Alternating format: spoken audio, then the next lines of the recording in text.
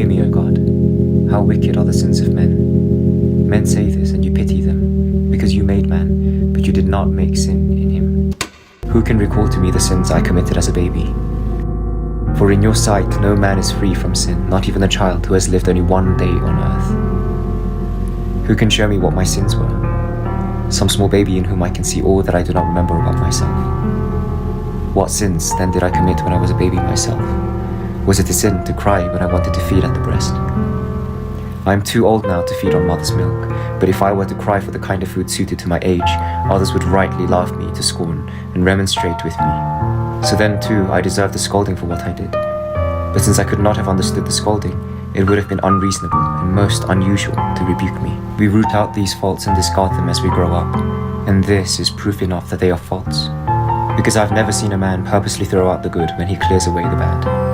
It can hardly be right for a child, even at that age, to cry for everything, including things which would harm him. To work himself into a tantrum against people older than himself and not required to obey him, and to try his best to strike and hurt others who know better than he does, including his own parents, when they do not give in to him and refuse to pander to whims which would only do him harm. This shows that if babies are innocent, it is not for lack of will to do harm, but for lack of strength.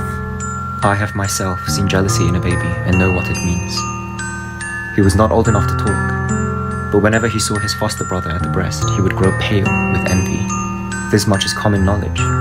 Mothers and nurses say that they can work such things out of the system by one means or another, but surely it cannot be called innocence when the milk flows in such abundance from its source to object to a rival desperately in need and depending for his life on this one form of nourishment. Such faults are not small or unimportant, but we are tender-hearted and bear with them because we know that the child will grow out of them. It is clear that they are not mere peccadillos, because the same faults are intolerable in older persons.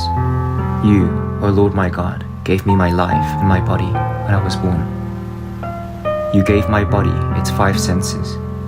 You furnished it with limbs and gave it its proper proportions, and you implanted in it all the instincts necessary for the welfare and safety of a living creature. For these gifts you command me to acknowledge you and praise you and sing in honor of your name, because you are Almighty God, because you are good, and because I owe you praise for these things, even if you had done nothing else.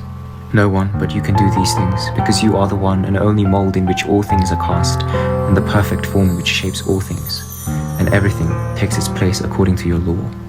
I do not remember that early part of my life, O Lord, but I believe what other people have told me about it, and from watching other babies I can conclude that I also lived as they do. But true though my conclusions may be, I do not like to think of that period as part of the same life I now lead, because it is dim and forgotten, and in this sense, it is no different from the time I spent in my mother's womb.